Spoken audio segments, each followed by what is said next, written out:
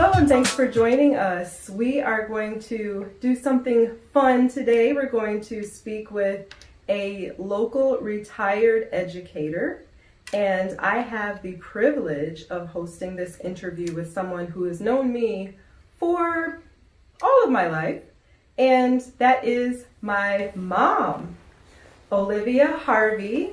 She is here with us today to discuss her professional journey, her academic path before getting into her teaching career. And so we'll just jump right into these questions. So thank you for being with us today. Thank you for having me. Appreciate your time. Oh, absolutely.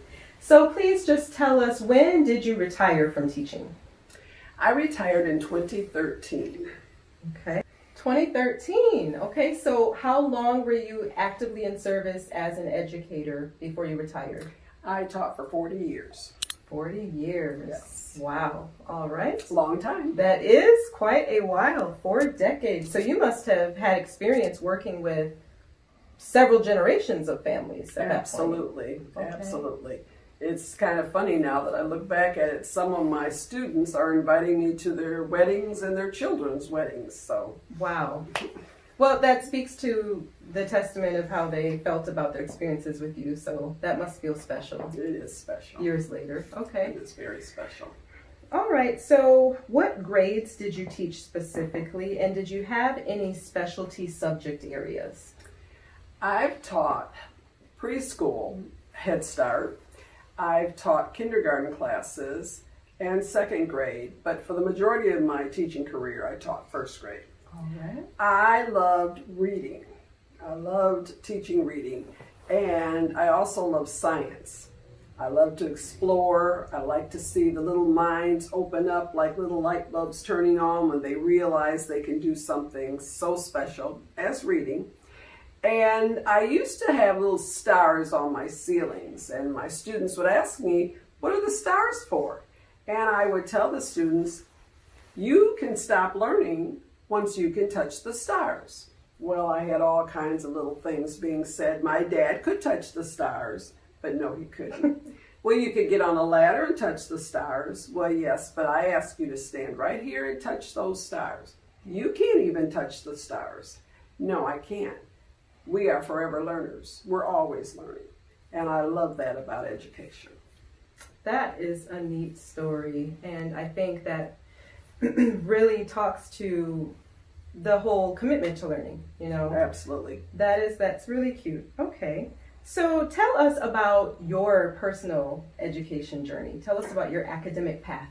Well, in the days of the dinosaurs, which my children probably thought I went to school then, in 1950, we went to our neighborhood schools. And my neighborhood school was Sigsbee Elementary School. All right. And we went from kindergarten through 6th grade. And in those days, you'd walk to school and you'd stop for lunch, come home for lunch, and then go back to school. I'm sorry, excuse me.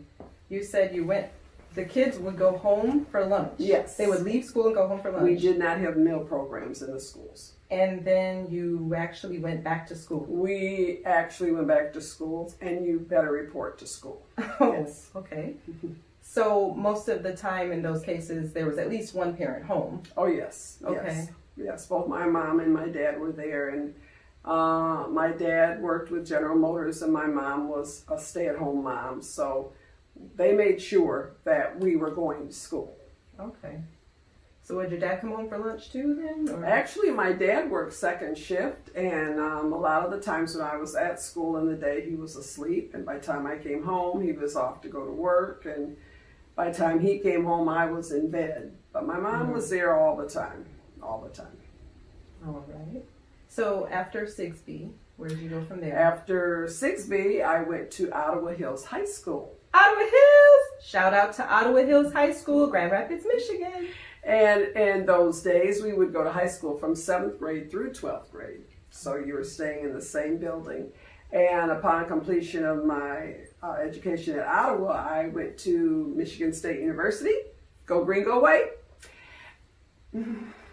And I went there and I studied early childhood development and child psychology.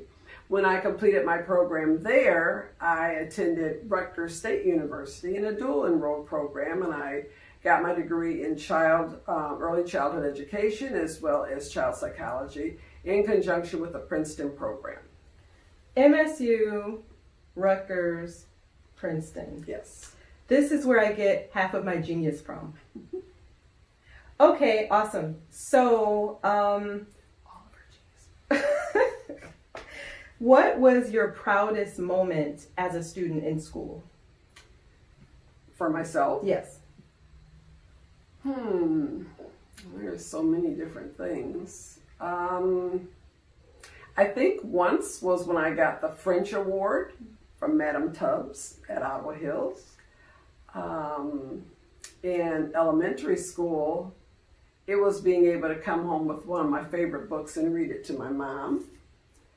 And in college, I think being a Spartan was enough, but I'm sorry, we have to say this.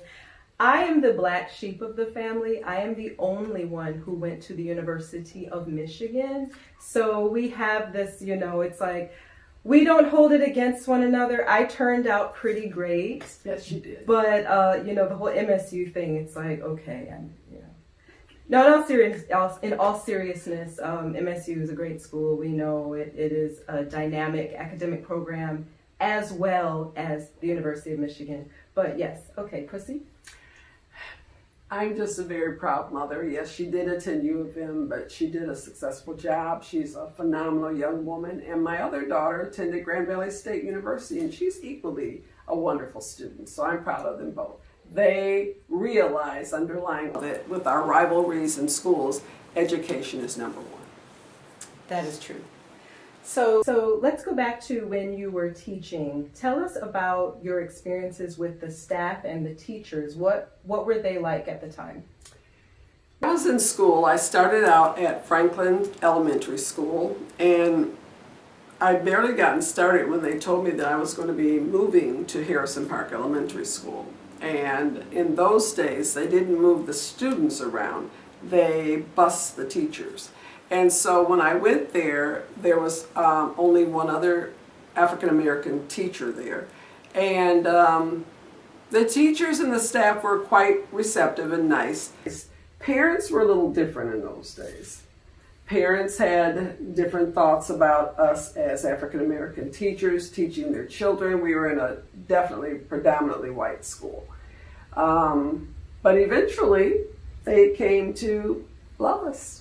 And just for reference, when you say that parents were somewhat, is it fair to say, apprehensive, or they were nervous, or what were the thoughts? What were their perceptions? I think some were nervous, some were pure prejudiced. They just did not want a black educator teaching their children. And this was in the 70s? What time? Yes, I graduated from Michigan State in 72, so in the early 70s it was a little disheartening, but it soon turned around, and some of my greatest friends to this day are from that very community. All right, so what were some of the highs and the lows in your teaching experiences?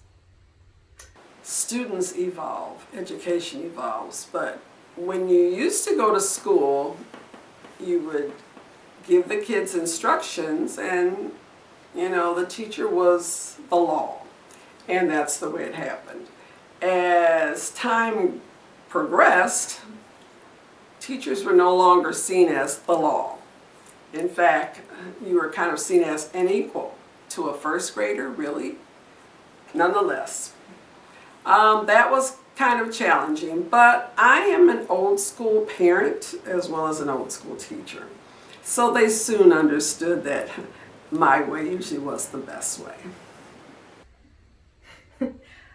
I can only imagine, I do remember growing up observing your class over the years, and I definitely would say that you warranted and or pulled out that respect from your students.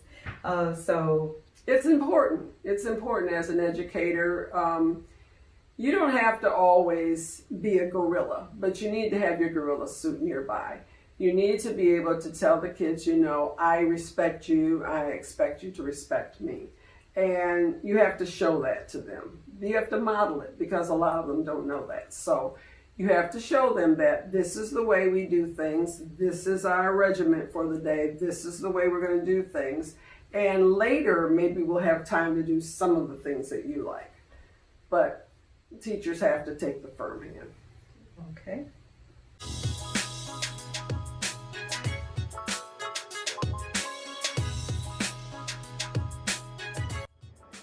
Just a friendly reminder that we are here, Mosaic Masterminds is here to help educate and help partner with you and your students. Our tutors are highly recommended by many in the community, Grand Rapids, Michigan, and beyond. We have lots of experience between us. We have a lot of support that we can help to share with our community and with those in our broader community. We have expanded to virtual services, so we offer in-person and virtual sessions as well. We would love to be a part of your students' academic journey, so feel free to contact us. Our website is www.mosaicmasterminds.com. Thank you.